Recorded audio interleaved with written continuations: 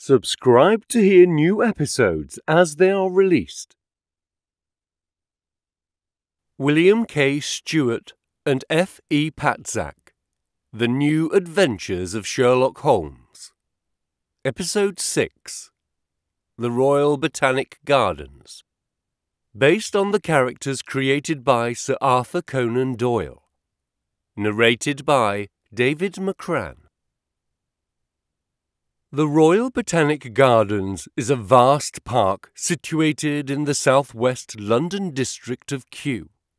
It features an artificial lake and a Chinese pagoda set among intricate landscape designs. The main attractions of these enchanting gardens, however, are the colossal temperate houses.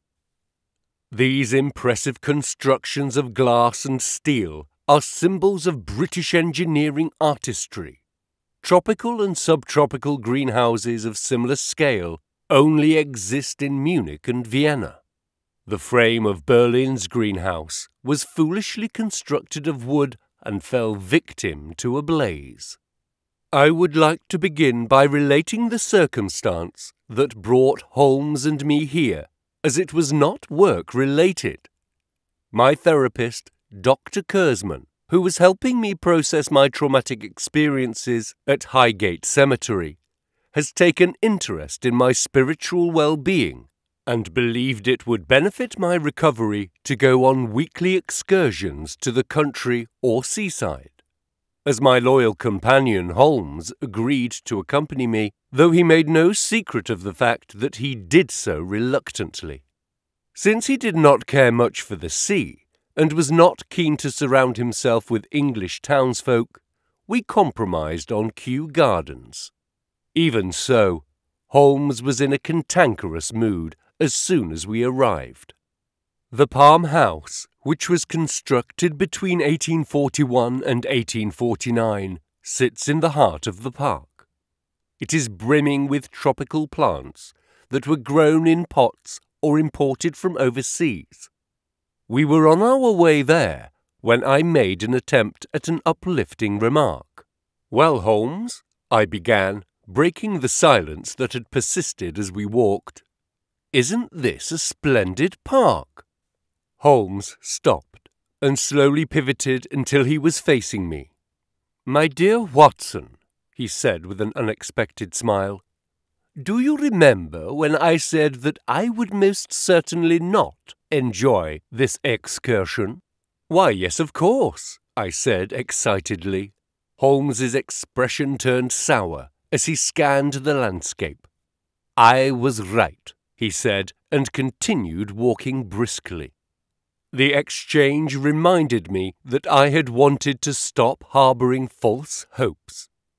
I ran a few paces to catch up with Holmes. "But you must admit," I panted, "that Her Majesty's gardens symbolize the grace and sheer boundlessness of the British Empire." Holmes stopped in his tracks.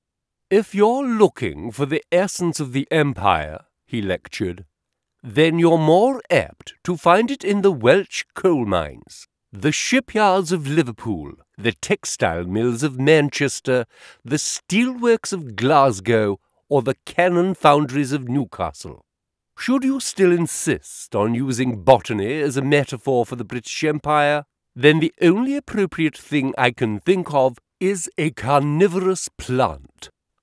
Holmes's remarks left me at a brief loss for words. I then growled, "You should stop exchanging so many letters with Mr. Engels," and picked up the pace on the path towards the Palm House. In retrospect, I realized that I had fallen squarely into Holmes's trap, as his intention was merely to effect my silence. Soon thereafter, we reached the colossal glass house at the heart of the park. We steered towards the entrance, where we noticed a large crowd. It appeared as if the Palm House had been closed on short notice. Holmes suggested returning home, but I at least wanted to know what had occurred to prevent us from entering the tropical jungle. I pushed my way through the crowd, dragging Holmes along by the hand. We arrived at a barricade in front of the entrance, flanked by 2 security guards. "What on earth is the matter here?" I asked, trying to steal a peek inside the farmhouse. "Perhaps the imperial sheen needs some polishing," Holmes mocked, "or a bark beetle infestation needs to be exterminated. Whatever the case, we won't be visiting the farmhouse today." Holmes was about to turn to leave when one of the guards approached us. "Mr. Holmes," he called. "Mr. Sherlock Holmes, the famous detective?" Holmes stopped. "Quite right," he confirmed. "I am Sherlock Holmes, and this is my colleague, Dr. John Watson." The man approached the barricade and introduced himself. "My name is James Taylor. I lead the security team at Kew Gardens." "A pleasure to meet you," I replied. "What can we do for you?" Mr. Taylor began to whisper. "We are dealing with a most unpleasant and unsavoury situation in the farmhouse, but we don't want to cause a scene." I looked around. The crowd had gone. Everyone was trying to find out what had happened inside the glass house. "It may be a trifle too late," I concluded soberly. Taylor sighed. "Oh, gentlemen," he explained in a soft voice, "there was an incident. A dead body was discovered in the farmhouse." Holmes's eyes lit up.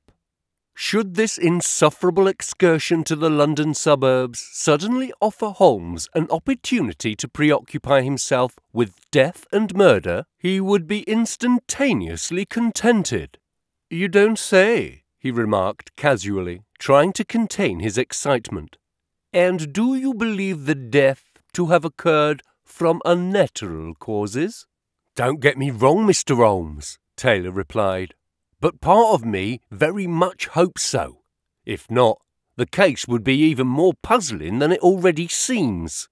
Holmes and I exchanged glances. I am certain he could read from my expression that I would have preferred to continue our stroll towards the pond, but Holmes had firmly made up his mind. "Very well," he said to Taylor. "Since we are here and don't have anything else to do, we could at least take a look." "That would be most kind and helpful," Taylor answered, relieved. "I had hoped that you would suggest it." He let us pass the barricade. "Follow me. I will take you to the scene of the crime." "The scene of the find," Holmes corrected. "For now, all we know is where the body was found." Taylor nodded. "That's correct, but it is a truly remarkable sight. You've surely never found a body like this before." He led us towards the entrance, where his colleague opened the gate. Holmes followed eagerly, while I trailed reluctantly. The glass door closed behind us, and we instantaneously felt the temperature change. Outside, it was an early English autumn, and inside we were immersed in a hot and humid tropical climate. The conditions reminded me of the Indian jungle, which was precisely the point. Holmes remained stoic. "Now, where is the body?" he asked, a trifle impatiently. Taylor led the way. "If you would please follow me, we need to walk over to the west wing." In a single file, we traversed the paths between the lush vegetation, exotic trees, bushes and flowers. I must apologize for my poor knowledge of botany. I believe I noted palm trees and orchids among the many plants. We finally arrived at an intersection of paths. Taylor was certainly true to his word. We stood before a large and mysterious plant that, in its pot, towered 2.5 meters into the air. It featured some sort of extraordinary flower head in the shape of a pitcher, with a diameter of approximately 1 meter, that gave off a rather unpleasant foul odour. We could tell that it had an opening on top and was quite stable because 2 human legs were protruding out of it. An upside-down dead body was stuck inside of a giant pitcher-shaped blossom. For heaven's sake, I stammered quietly, as Holmes remarked soberly, "Why, I've never seen anything like it." "Luckily," Taylor explained, "we spotted this before the Palm House opened and immediately informed Scotland Yard, but it could take up to an hour before the first investigators arrive." "We are here now," Holmes said confidently, though I did not know where he was drawing his confidence from. "Let us see what we can find out until they arrive. The first thing I'd like to know is, are you familiar with the deceased?" "Unfortunately, yes," Taylor answered. "I recognized him immediately by his boots. He is our horticulturalist in training, Mr. Palmer. A young lanky man with the body and mind of a child. He has only been training with us for 2 weeks. The poor lad." "Mr. Palmer was in training," I interjected, "meaning he would have been fairly inexperienced. Could this have been an accident?" Holmes shook his head emphatically. "Unlikely," he objected. "That would require a series of highly improbable events. We know Mr. Palmer couldn't have reached the top of the plant without assistance, so he couldn't have arrived at it alone, unless he had a ladder. But there is none in sight. In my opinion, it is far more likely that his lifeless body was deposited inside of the pitfall trap. Presumably the perpetrator was in a rush, which is why he left Mr. Palmer's feet protruding out of it. I have no doubt that this here is a case of murder." "That is difficult to believe," Taylor stuttered, his face pale. "Mr. Palmer was liked by all employees. He was such a kind, cheerful lad, always ready to help, always a smile on his lips." Before Taylor could continue with his praise, I steered the conversation back to the questions relevant to the investigation. "Who found the body?" "Mr. Blackwater, first thing this morning on his daily inspection," answered Taylor. "He is the fellow standing guard outside the front entrance.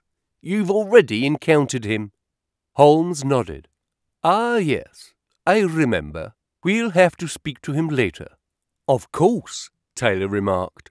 "I'm sure Mr. Blackwater will be happy to cooperate. He came across this situation at around 8:30. I was informed and rushed over straight away. We didn't touch anything and immediately closed the Palm House to the public and called the police." Holmes paced back and forth at the intersection. "So, you did everything right," he said, and stopped walking. "Who else was in the Palm House at the time?" Taylor thought about it for a long time. "2 others," he answered. "The Palm House's head gardener, Mr. Greenfell, who happens to be, or have been, Mr. Palmer's mentor, and Mr. Redwood, our tropical botanist and scientific director." I refrained from making a quip about the employees' flowery names as Holmes was pacing again, muttering incomprehensible words to himself. Taylor threw me a questioning glance, and I nodded back at him, assuring him this was Holmes's normal behaviour. "Well then," Holmes announced, as he stopped directly before us, "let's begin by questioning Mr. Redwood. Mr. Taylor, would you please find your head botanist and bring him here?"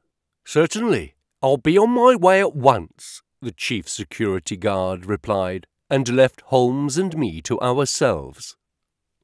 Now that we were alone, I pulled out my handkerchief and wiped the sweat off my brow. The artificial tropical heat was getting to me, but Holmes seemed unbothered by it. "Well now, my dear friend," I began, and leaned against a planting table. "I must admit, the situation we encountered here is somewhat sensational. Yet, or rather therefore, I would not know where to begin a reasonable investigation. The whole thing is quite a mystery. If it weren't such a tragic incident, one would have to call it a case of utter nonsense. Perhaps we'd better leave it to the police. Slow down, my dear Watson, Holmes objected. We shan't allow ourselves to become distracted by this peculiar crime scene, which may have to do with the perpetrators being in a rush. As always, we shall proceed in a systematic manner. Observation, analysis, interrogation, and deduction. We don't yet know the cause of death. I am sure that Mr. Palmer did not fall into that picture plant accidentally, regardless of whether he was by himself or in the company of someone else. It is therefore imperative that we recover the body to examine it. We will also want to hear what the other employees have to say. As so often, Holmes was right. For better or worse, I could bid adieu to my casual excursion into nature as prescribed by Dr. Curzman.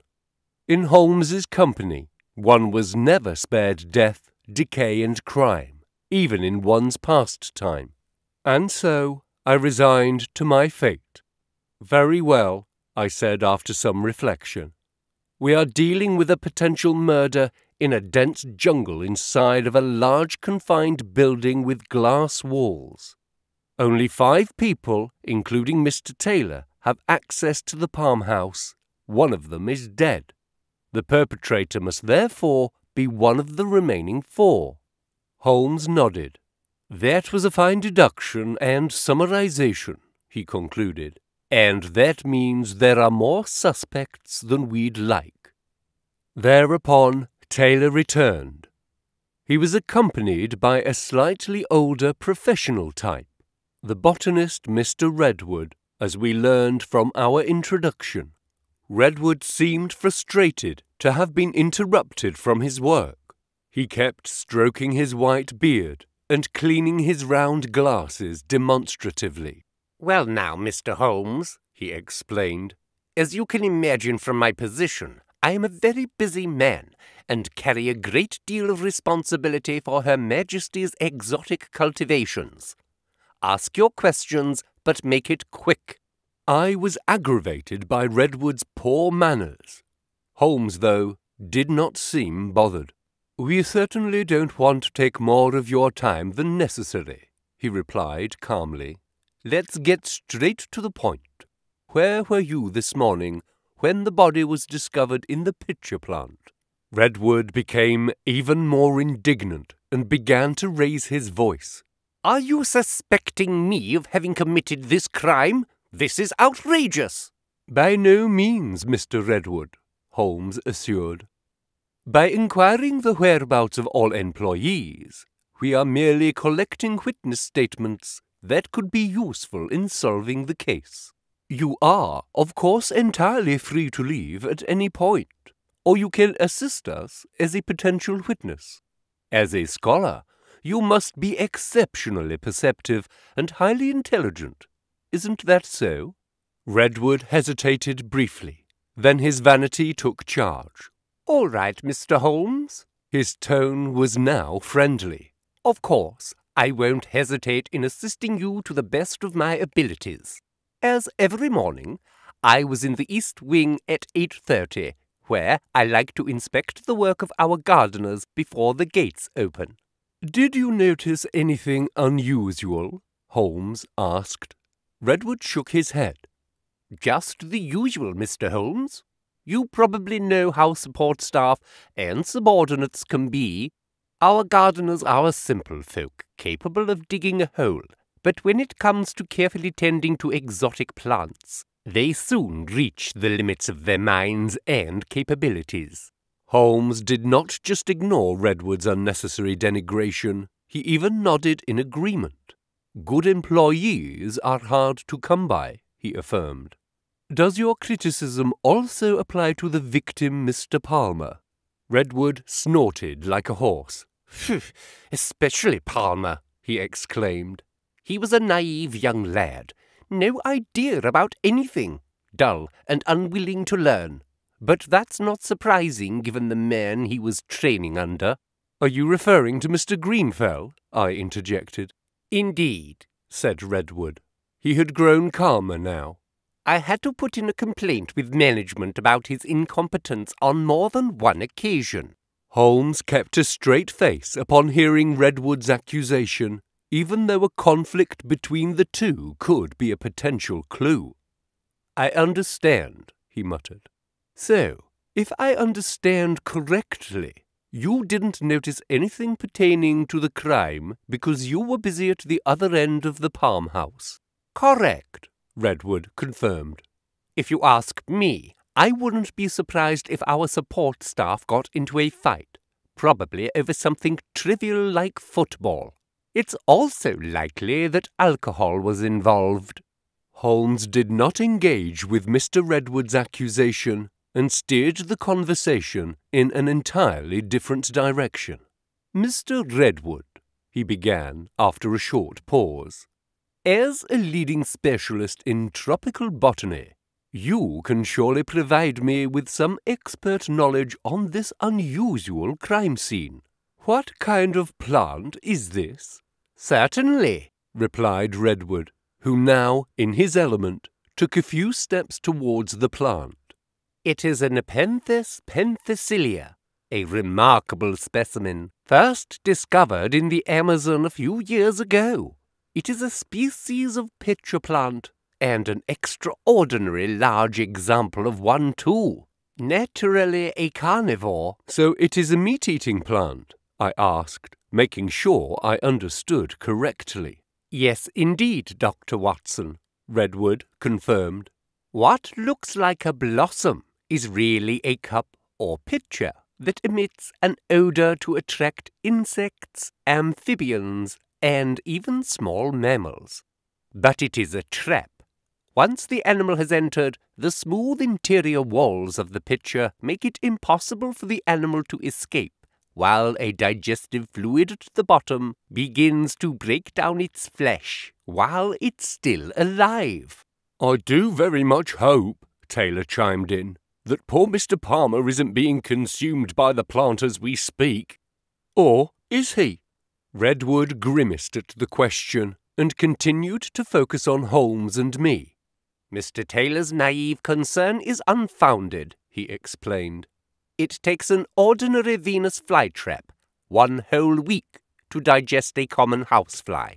Even if this plant is many times larger, it would, theoretically, take several months or even a year to break down a human body, at which point the natural decaying process would have already done the job anyhow.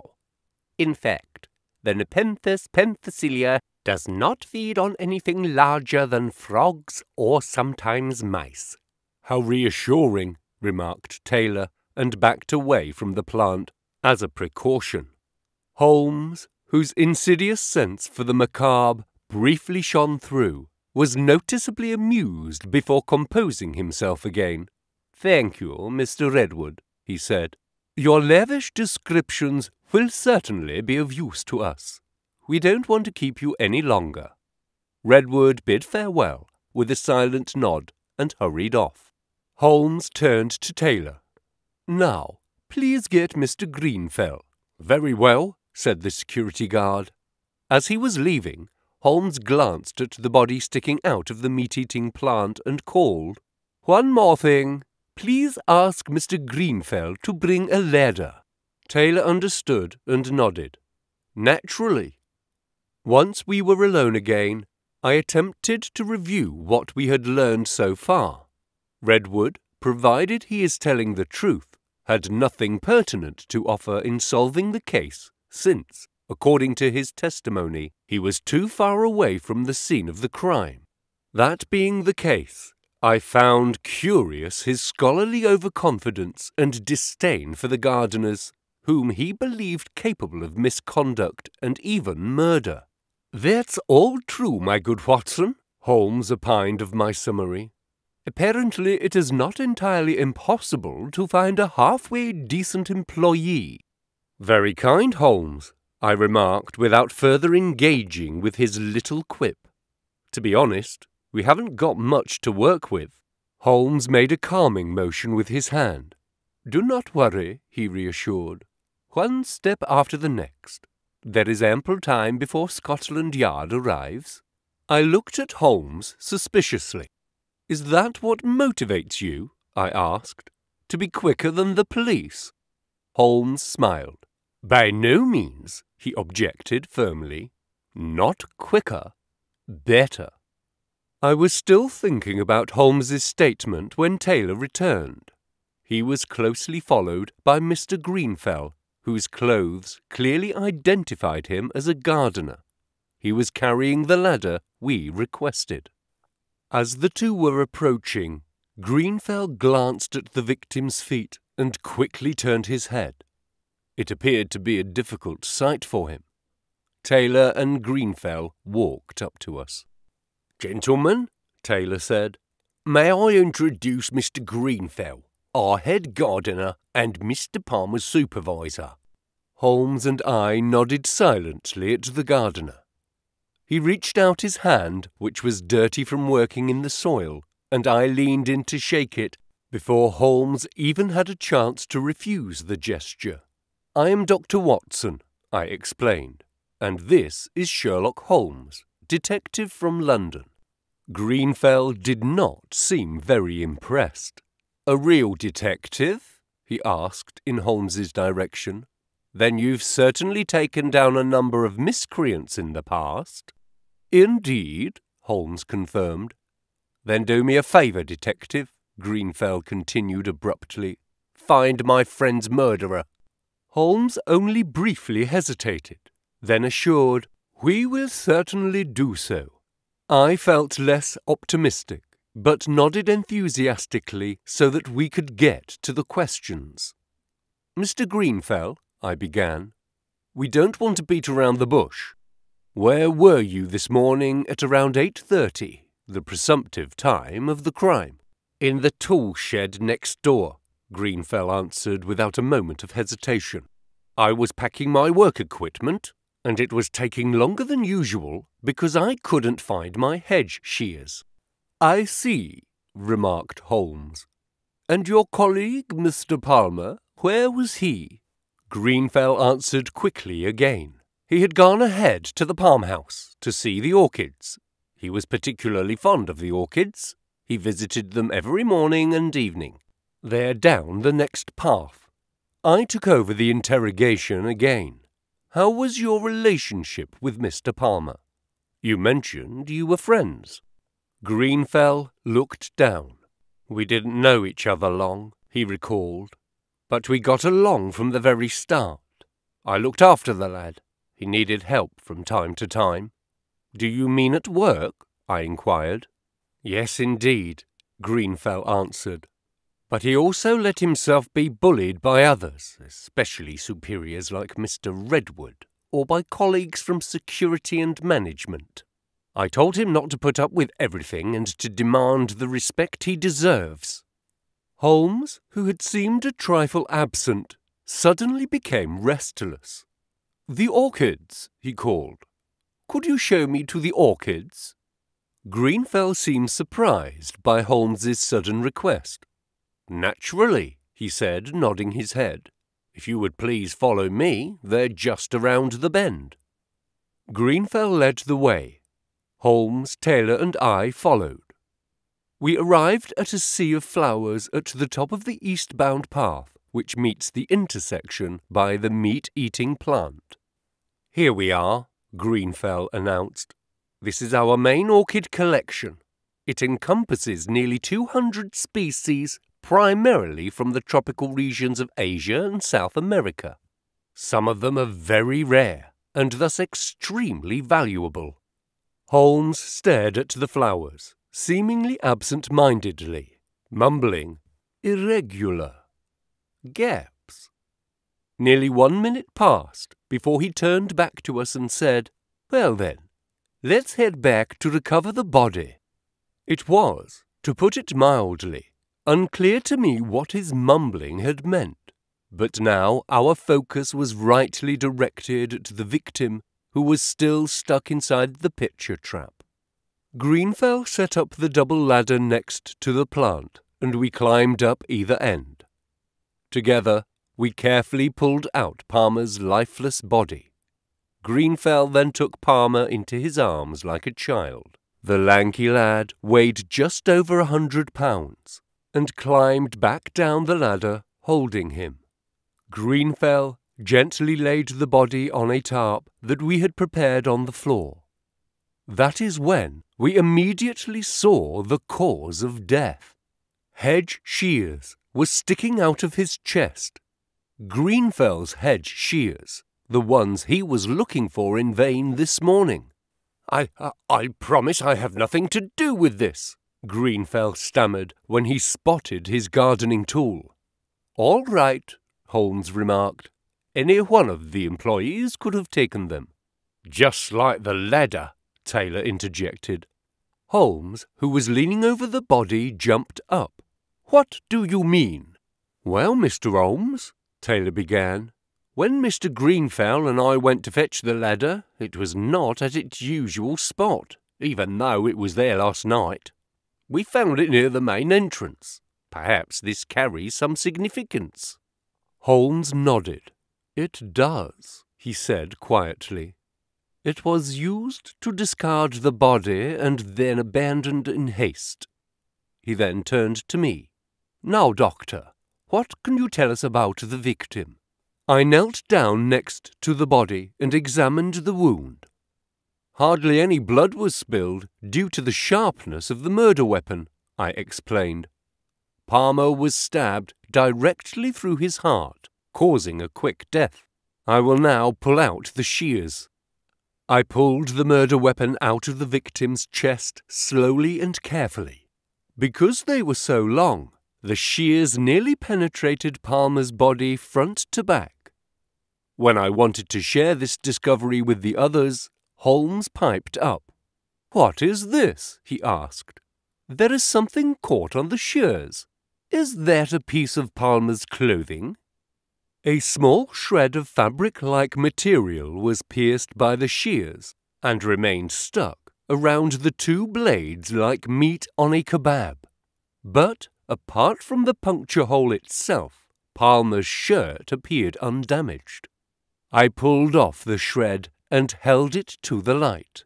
This is a fragment of torn fabric or paper, I determined. It's difficult to say what exactly it is, as it's soaked in blood.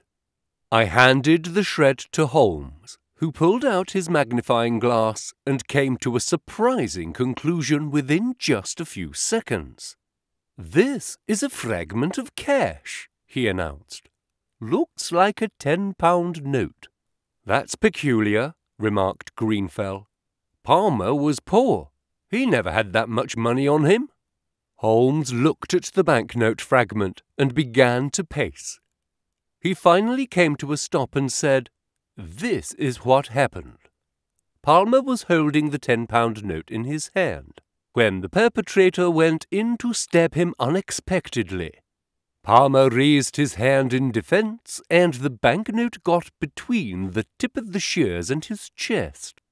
A small fragment of the note tore off as it was pierced by the shears.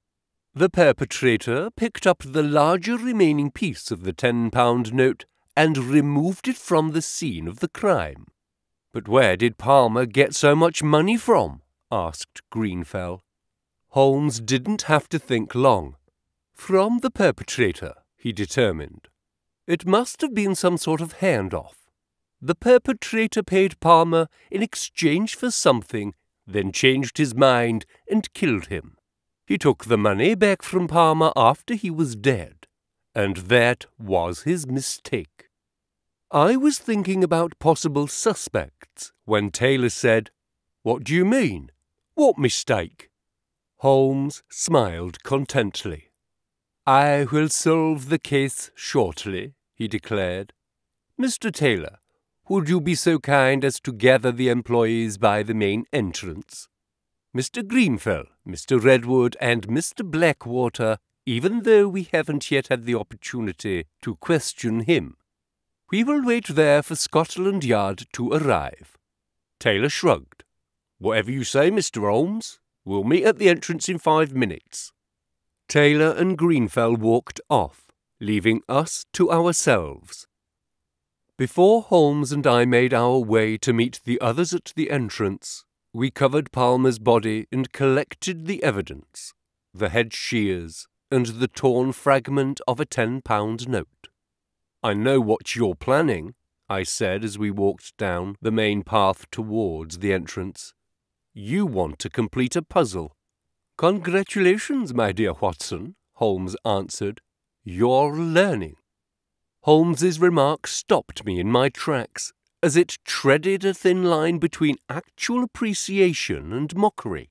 That is when I noticed that I was standing beside the orchids again.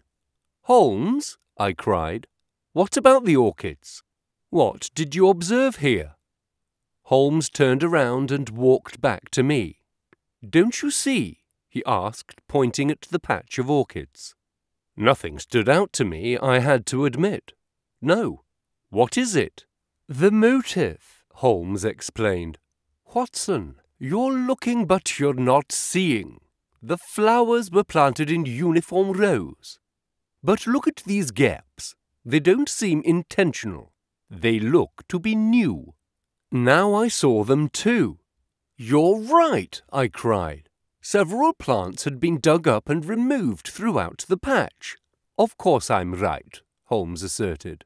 "And we can presume that these weren't exactly the cheapest orchids." "No, they were presumably the most expensive with a significant black market value," I added.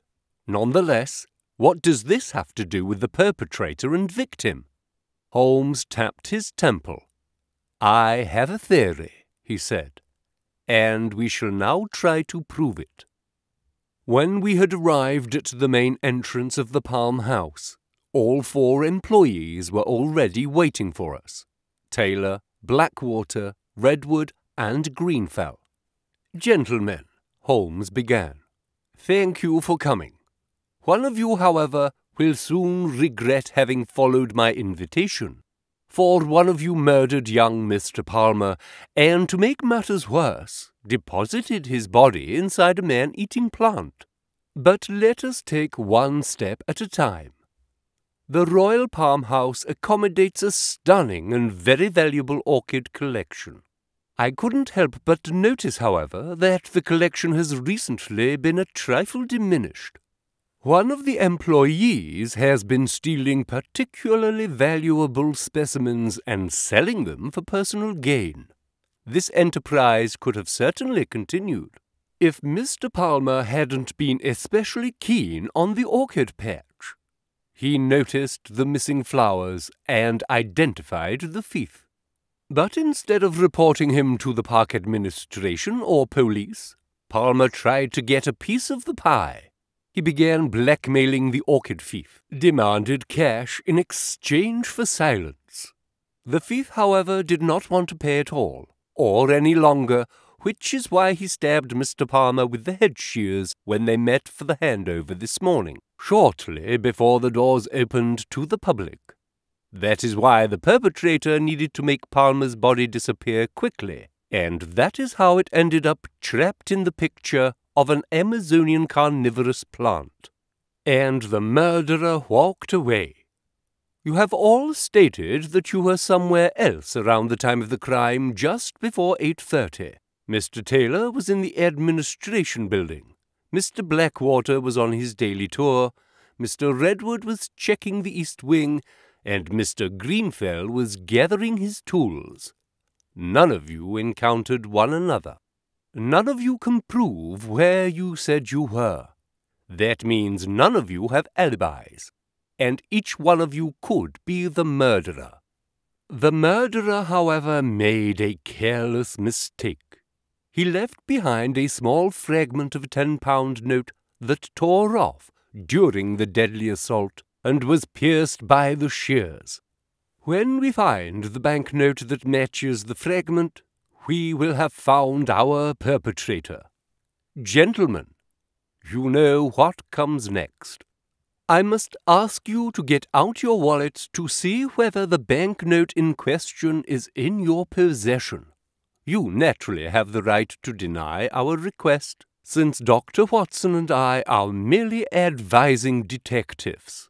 If so, however, Scotland Yard will perform a search as soon as their officers arrive. which should be any time now. That will be all. Thank you for your patience." There was silence. Holmes lit the pipe he had been packing throughout his lecture. No one moved. The 4 employees just passed one another suspicious and tense glances. If the perpetrator wanted to make an escape, he would have to do it now. But something else happened. Redwood suddenly grabbed Blackwater by the collar and cried, "You wretched idiot! You have ruined everything!" Blackwater broke loose and pushed back Redwood. "Shut your trap! They don't have anything on us!" Even Holmes seemed surprised and found no words. "The 2 of you conspired?" Taylor exclaimed. "It was all his idea," Blackwater cried, pointing at Redwood. "I know nothing about orchids." "But you murdered Palmer," Redwood countered.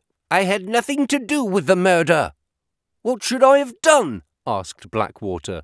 "He wanted more and more money, or he was going to turn us in." Redwood shook his head resignedly. "If you hadn't taken the money, they couldn't have proven anything."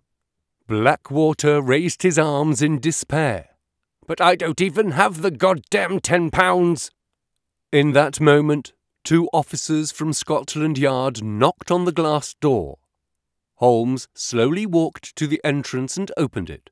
"Gentlemen," he said to Redwood and Blackwater, "you may continue your confessions at the police station." On the ride home to Baker Street, I could not withhold from asking Holmes about his nearly failed attempt at solving the case. "I don't like to say it, Holmes," I began, "but your plan could have failed miserably.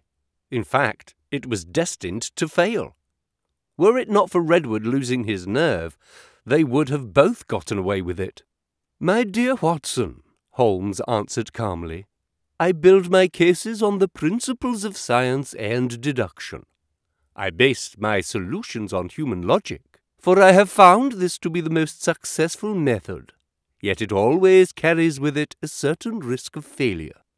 "To be honest," I continued, "this time only pure luck saved us from failure." Holmes shook his head emphatically. "It wasn't a matter of luck nor coincidence. In the end, we cornered the perpetrators, which provoked a reaction from Redwood, thanks to his fragile disposition." Apparently, Holmes was far from ready to admit that he had lost control today, and that, in the end, he only succeeded by a stroke of luck.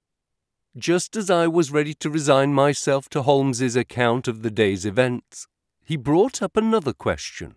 "One thing would interest me," he said pensively. "Where is the missing banknote?" Naturally, I did not know the answer, and so we continued our ride in silence. The banknote, in fact, was not found on Blackwater.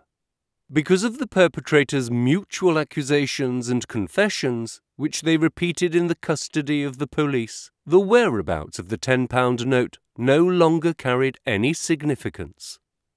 Mr. Greenfell, however, discovered the money the next day inside the carnivorous Nepenthes penthesilia, and was able to remove it before the plant's digestive secretions could break it down.